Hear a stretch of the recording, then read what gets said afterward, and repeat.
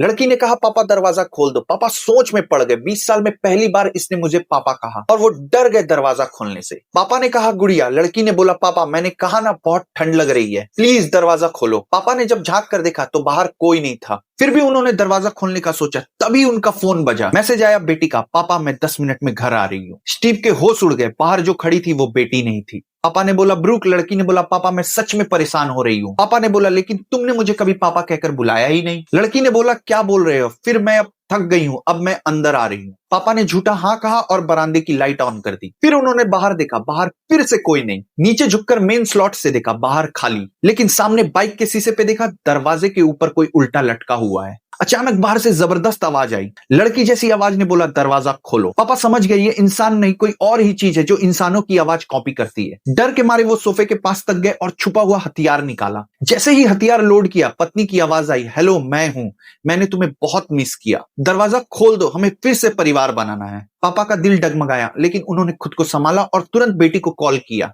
Call नहीं लगा, बस वॉइस मेल की एक बीप आई। घबरा कर बोला ब्रूक दरवाजे के पास मत आना, बाहर कुछ है।